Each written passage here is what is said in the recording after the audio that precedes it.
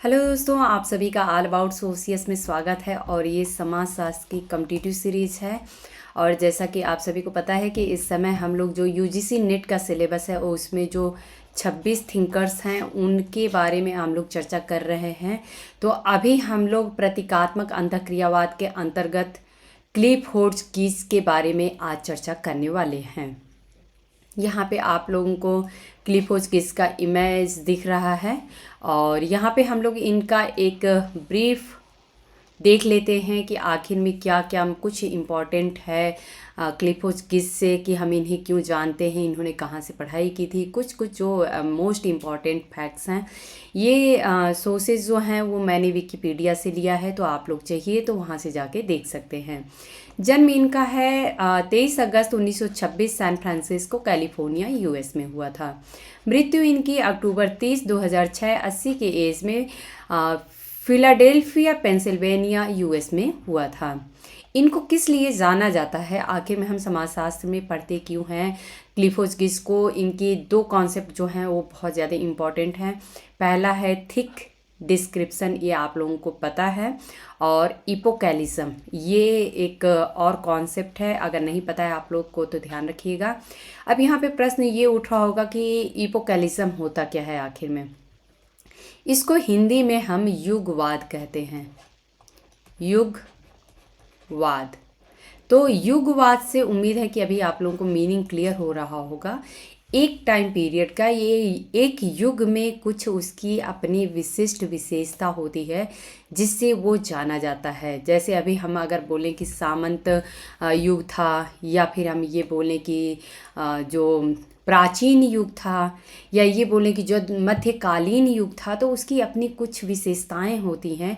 उसी को हम अगर देखें तो वो अपनी विशेषताओं को लिए हुए जो कॉन्सेप्ट होता है उसी को इपोकैलिज्म कहते हैं। यहाँ पे हम लोग देख लेते हैं कि इपोकैलिज्म के बारे में क्लिफोर्ड कीज ने आखिर में क्या कुछ बताया है। तो इन्होंने कहा है कि epochalism is an attitude of respect for the progressive spirit of the age and for social and technological advancement. तो जो सोशल और टेक्नोलॉजिकल एडवांसमेंट होता है, अर्थात चेंजेज होते हैं समाज में, उसके लिए हम ये आगे को एक बोलेंगे कि विकसित होने का एक साइन है, एक सिंबल है, एक पहचान है। तो इपोकैलिज्म जो है वही एक एटीट्यूड होता है जो कि इस बात की रिस्पेक्ट करता है कि जो समाज है, चाहे वो सोशली या फिर टेक्नोलॉजिकली आगे को बढ़ रहा है। Which was contrasted by Clifford कीज with what he termed the essentialist valorisation of traditional values. तो जो हमारी ट्रेडिशनल वैल्यूज़ होती है, या ये बोलें कि जो पास्ट में या जो बीते समय में जो भी कॉन्सेप्ट नहीं बोलेंगे, जो भी मिथ थी, परंपरा थी, काफ़ी कुछ अगर आज के समय में हम देखें तो वो बिखरती हुई नज़र आती है, काफ़ी लूज नज़र आती है। तो इस तरीके से वो कहते हैं कि इस तरीके से हम देखते हैं कि जो आज का प्रेजेंट होता है वो पास्ट से बहुत ज़्यादा डिफरेंट होता है, उन चेंजेस को लिए हुए आज प्रेजेंट में होता है। वहीं पे अगर हम फ्यूचर की बात करें तो फ्यूचर भी प्रेजेंट से बहुत कुछ चेंज करते हुए प्रेजेंट में की बहुत सारी ऐसे जो फैक्ट्स होंगे उनको बाइकआउट करते हुए और फ्यूचर हमें दिखाई देगा।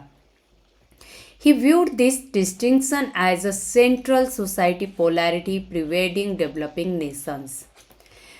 अगर ब्रॉडली देखा जाए तो इपोकैलिज्म के यूज कहाँ किया जाता है, तो more broadly the term used has been used to describe the postmodern believe that the current era or epoch represents a fundamental clean break with the past. तो जो पास्ट है हमारा, उससे आज का जो प्रेजेंट है वो बिल्कुल एकदम क्लीन ब्रेक कर लेता है, कि उसमें से बहुत सारी चीज़ों को चेंज कर देता है कि उसे मुझे आज के प्रेजेंट में रखना ही नहीं है। is something unique in human history, and due to this radical change previous rule will no longer apply. तो आप लोग देखेंगे कि ऐसी बहुत सारी, जैसे कि अगर हम एक बहुत ही सिंपल सा एग्जांपल लें कि पहले के समय में अगर देखें तो सती प्रथा देखने को मिलती थी, लेकिन आज के समय में सती प्रथा नहीं है, क्योंकि हमने उसे बाइकआउट कर दिया है कि हमारे सोसाइटी के लिए सही नहीं है।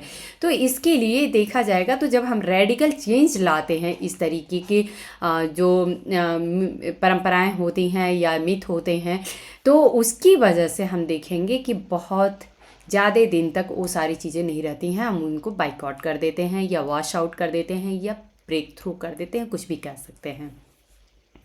तो ये होता है एपोकैलिज्म।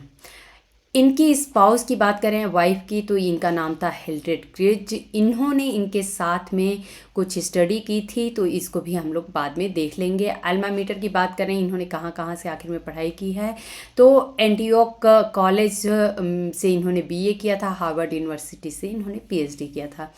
थीसिस जो है इनके पीएचडी का आखिर में क्या था, तो ये आप लोगों के लिए इम्पॉर्टेंट है, रिलीजन इन मोजोकुटो। तो ये मोजोकुटो आप लोग या सिर्फ इतना ही टर्म याद करिएगा, मोजोकुटो, इससे आप लोगों को याद हो जाएगा कि अच्छा हाँ ये क्लिफोज किससे रिलेटेड है। अ study of ritual believe in a complex society 1956 में इनकी ये जो थीसिस थी वो प्रकाशित हुई थी। डॉक्टरल एडवाइज़र कौन थे, ये बहुत ही ज़्यादा इम्पॉर्टेंट है, टालकर पार्सन्स जी थे इनके डॉक्टरल एडवाइज़र। ये आखिर में किस किस से प्रभावित हुए थे, इन्फ्लुएंसेस में देख लें। सबसे पहला नाम आता है टालकट पार्सन्स का, गिलबर्ट रैल। टालकट पार्सन्स का नाम इसलिए आएगा क्योंकि पीएचडी के इनके एडवाइज़र ही यही थे। लुडविल विटिंगस्टेन, मैक्स वेबर, पॉल रिकोयर, अल्फ्रेड सोज, सुसेन लैंगर। तो ये कुछ नाम हैं जिनसे ये काफ़ी हद तक प्रभावित हुए थे। डिसिप्लिन की बात करें तो ये एंथ्रोपोलॉजी से जुड़े हुए हैं। स्कूल और ट्रेडिशन की बात करें तो सिंबॉलिक एंथ्रोपोलॉजी या फिर इंटरप्रिटेटिव एंथ्रोपोलॉजी, इन दोनों से ही इनका नाम जोड़ के देखा जाता है। और अगर आज हम लोग देखें तो हम लोग इसी के अंतर्गत पढ़ ही रहे हैं, प्रतीकात्मक अंतःक्रियावाद का जो चैप्टर है उसी के अंतर्गत हम लोग क्लिफोर्ड गिब्स को हम लोग पढ़ रहे हैं। इंस्टीट्यूशन की बात करें तो किस किस इंस्टीट्यूशन से जुड़े रहे, university of Chicago, institute for advance study, Princeton, new Jersey.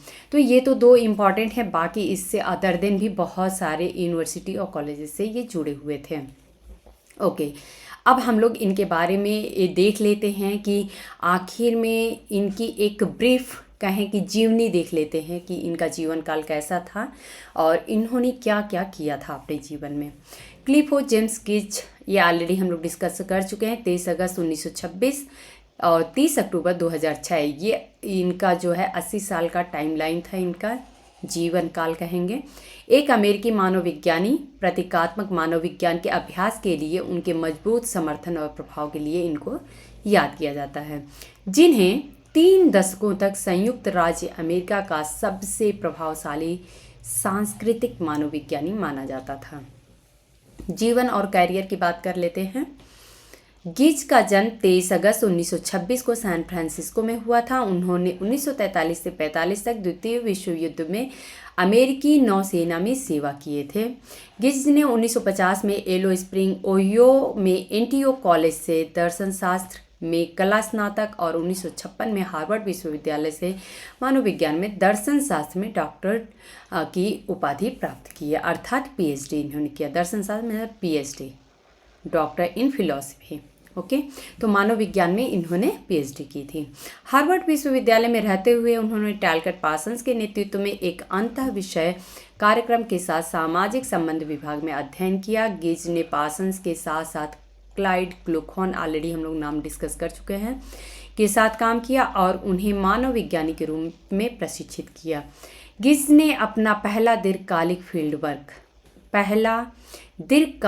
बहुत लंबे समय तक ये चला, फील्ड वर्क अपनी पत्नी हिल्ड्रेड के साथ, तो यहाँ पे इनकी वाइफ का नाम आता है, जावा इंडोनेशिया में किया था। तो ये पहला इनका फील्ड वर्क था जो सबसे बड़ा था और ये अपनी वाइफ के साथ जावा इंडोनेशिया में इन्होंने किया था जो कि फोर्ड फाउंडेशन और मैसाचुसेट्स इंस्टीट्यूट ऑफ टेक्नोलॉजी द्वारा वित्त पोषित एक परियोजना थी। तो आज भी देखें तो बहुत सारे ऐसे इंस्टीट्यूट हैं जो कि फेलोशिप देते हैं रिसर्च करने के लिए, तो इसी प्रकार से ये भी था। उन्होंने एक रेल मजदूर के परिवार के साथ रहकर 2.5 साल तक एक छोटे ग्रामीण शहर के धार्मिक जीवन का भी अध्ययन किया था। अपनी थीसिस पूरी करने के बाद गिच बाली और सुमात्रा में इंडोनेशिया लौट आए। सॉरी, यहाँ पे अगर हम देखें तो ये इंडोनेशिया के ही सारे हमको पार्ट्स देखने को मिलेंगे, बाली, सुमात्रा सब वहीं की एरिया है। जिसके बाद उन्होंने 1956 में religion in Modjokuto a study of ritual belief in a complex society नामक शोध प्रबंध के साथ पीएचडी प्राप्त किया। ऑलरेडी हम लोग डिस्कस कर लिए हैं। अपने पूरे जीवन में गिज ने हार्वर्ड, कैम्ब्रिज और शिकागो विश्वविद्यालय सहित लगभग 15 कॉलेजों और विश्वविद्यालयों से डॉक्टरेट की मानद उपाधि प्राप्त की थी। तो आप लोग यहाँ पे देख सकते हैं, हम लोग एक के लिए सोचते हैं कि पीएचडी बस हो जानी चाहिए। यहाँ पे आप लोग देख सकते हैं कि ये लगभग 15 कॉलेजों से डॉक्टरेट की मानद उपाधि प्राप्त किए थे। साथ ही एशियाई अध्ययन में विशिष्ट योगदान के लिए एसोसिएशन फॉर एशियन स्टडीज़ अर्थात इसे AAS कहते हैं 1987 पुरस्कार जैसे पुरस्कार भी दिए गए। वह अमेरिकी academy of arts and sciences, American philosophical society और United States national academy of sciences के सदस्य थे। अगर इनके शिक्षा की बात कर लें तो आखिर में शिक्षण की बात कर लें कि आखिर में इनका एकेडमिक कैसा रहा, मीन्स इनका अपना प्रोफेशनल जो इनका रहा तो वो कैसा रहा, इसको हम लोग देख लेते हैं कि इनका अपना जो एक शिक्षण जो कैरियर था उसमें इनके बारे में क्या कुछ खास है। 1960 में शिकागो विश्वविद्यालय में मानव विज्ञान विभाग के संकाय में शामिल होने से पहले उन्होंने कई स्कूलों में पढ़ाया या फेलोशिप प्राप्त की थी।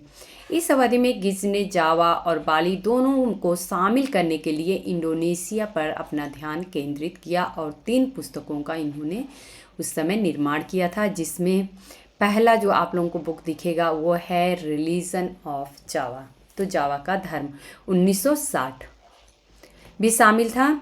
एग्रीकल्चरल इन्वोल्यूशन 1963 और पेडलर्स एंड प्रिंसेस 1963। 1960 के दशक के मध्य में उन्होंने पाठ्यक्रम बदल दिया और मोरक्को में एक नई शोध परियोजना शुरू की, जिसके परिणाम स्वरूप कई प्रकाशन हुए, जिनमें इस्लाम ऑब्जर्व्ड 1968 शामिल था। तो ये कुछ बहुत ही इम्पॉर्टेंट बुक्स हैं इनकी, जो कि आप लोगों को याद रखना है, जिसमें इंडोनेशिया और मोरक्को की तुलना की गई थी।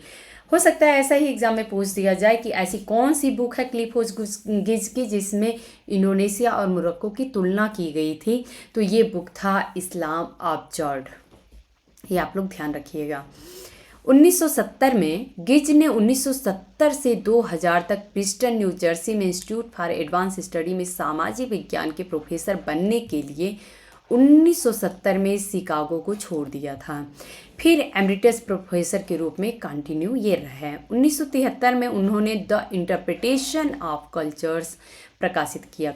बहुत ही इम्पॉर्टेंट फैक्ट्स हैं जो कि आप लोगों को याद रखने हैं, जिसमें गिज द्वारा 1960 के दशक में प्रकाशित निबंध एकत्र किए गए थे। वह गिज की सबसे प्रसिद्ध पुस्तक बन गई और उसे न केवल एक इंडोनेशियाई बल्कि एक मानव शास्त्रीय सिद्धांतकार के रूप में भी स्थापित किया। तो अगर एग्ज़ाम में क्वेश्चन ऐसा पूछ दिया जाए कि ऐसी कौन सी पुस्तक थी जिसकी वजह से क्लिफोर्ड गिज को एक मानव शास्त्री के रूप में पहचाना जाने लगा, तो ये बुक थी द इंटरप्रिटेशन ऑफ कल्चर्स। 1974 में उन्होंने मिथ सिंबल कल्चर नामक संकलन का संपादन किया, जिसमें प्रतीकात्मक मानव विज्ञान पर कई महत्वपूर्ण मानव विज्ञानियों की शोध पत्र शामिल थे। तो अगर एग्ज़ाम में ऐसा पूछ दिया जाए कि मिथ सिंबल और कल्चर जो है वो बुक आखिर में क्या है या किसकी व्याख्या करता है, तो यहाँ पे बहुत सारे मानव शास्त्रियों के शोध पत्र इसमें शामिल किए गए हैं। सॉरी, गिच ने इस अवधि में निवंश विज्ञान संबंधी कृतियों का निर्माण किया, जैसे कि बाली में रिश्तेदारी या किनशिप इन बाली 1975, मोरक्कन सोसाइटी में अर्थ और व्यवस्था meaning and order in Moroccan society 1978 और हिल्डेड गिड्ज और लॉरेंस रोसन के साथ मिलके ये बुक लिखी गई थी। और एक बुक है इनकी नेगारा 1981 में प्रकाशित हुई थी। 1980 के दशक में अपनी मृत्यु तक गिज ने अधिक सैद्धांतिक और निबंधात्मक रचनाएं लिखे, जिनमें न्यूयॉर्क रिव्यू ऑफ बुक्स की पुस्तक समीक्षाएं भी शामिल हैं।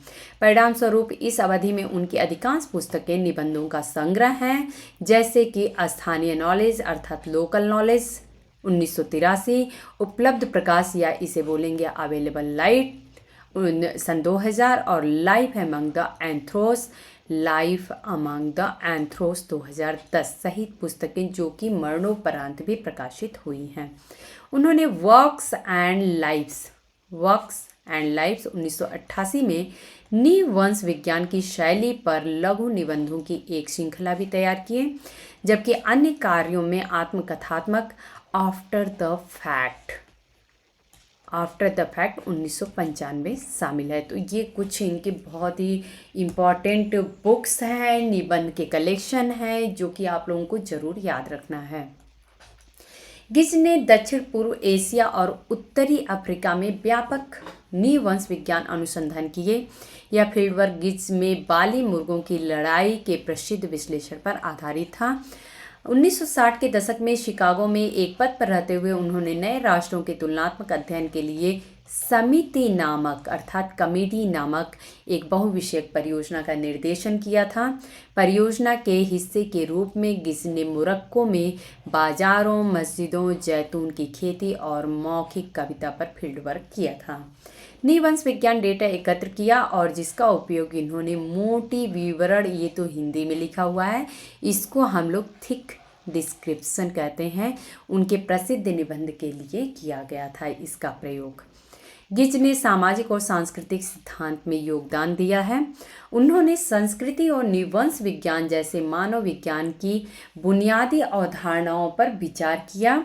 30 अक्टूबर 2006 को हृदय शल्य चिकित्सा के बाद जटिलताओं के कारण उनकी मृत्यु हो गई थी। अपनी मृत्यु के समय गिज जातीय विविधता के सामान्य प्रश्न और आधुनिक दुनिया में इसके निहितार्थ आखिर में क्या हैं, इस पर काम कर रहे थे। अब इनके हम लोग मुख्य विचार कौन कौन से हैं, इनका योगदान, प्रभाव, इसके बारे में चर्चा कर लेते हैं। गिज का उद्धृत निबंध deep play notes on the Balinese cockfight मोटे विवरण अर्थात थिक डिस्क्रिप्शन का एक उत्कृष्ट उदाहरण है। और यहाँ पे मैं आप लोगों को बता दूं कि जो ये निबंध है deep play notes on the Balinese cockfight, ये इनकी किस पुस्तक का निबंध है, तो ये पुस्तक है द इंटरप्रिटेशन ऑफ कल्चर। इसको आप लोग याद रखिएगा। ब्रिटिश दार्शनिक गिलबर्ट रायल से अपनाई गई एक अवधारणा जो सामान्य भाषा दर्शन से आती है। मोटा विवरण अर्थात थिक डिस्क्रिप्शन मानवीय कार्यों के पीछे के कारण को यथासंभव विस्तार से समझने की एक मानवशास्त्रीय पद्धति है। तो आखिर में थिक डिस्क्रिप्शन है क्या, तो ये मानव आखिर में जो कार्य करते हैं, आखिर में उसके पीछे का कारण क्या होता है, किस तरीके से, सपोज एक ही बात के बहुत सारे व्यक्ति अपनी तरीके से जितना उनके पास नॉलेज है उसको वो यूज करते हुए अलग अलग तरीके से मीनिंग निकालते हैं। तो उसी के लिए ये क्लिफोर्ड गिज कहते हैं कि आखिर में मानवीय कार्यों के पीछे कारण को यथासंभव विस्तार से समझाने की यह एक मानव शास्त्रीय पद्धति है। उसी को हमें समझना जरूरी है कि आखिर में हर व्यक्ति किसी भी बात का मीनिंग कैसे निकालता है, उस पर कैसे रिएक्ट करता है, और अगर कोई क्रिया कर रहा है तो क्यों कर रहा है, उसके पीछे का कारण क्या है। कई मानवीय कार्यों का अर्थ कई अलग अलग चीज़ें हो सकता है और गिज ने जोर देकर कहा कि मानव विज्ञानी को इसके बारे में जागरूक होने की आवश्यकता है।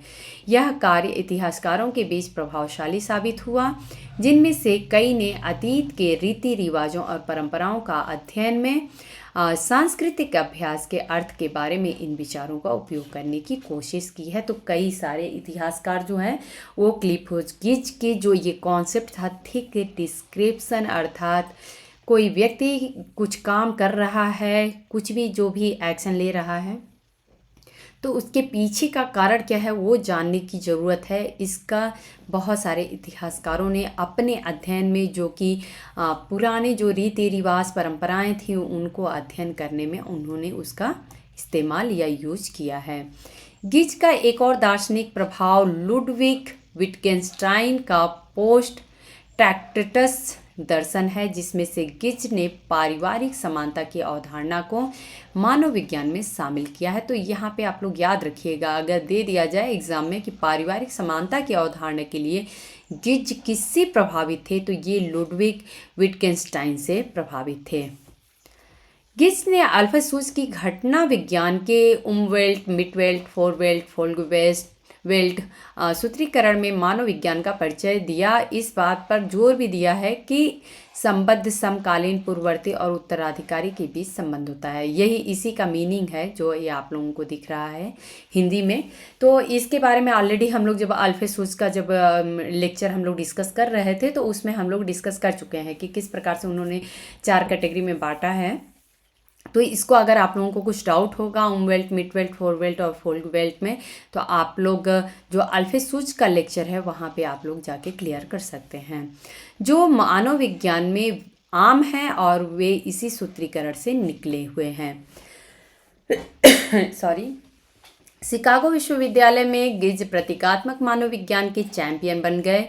एक रूपरेखा जो सार्वजनिक अर्थ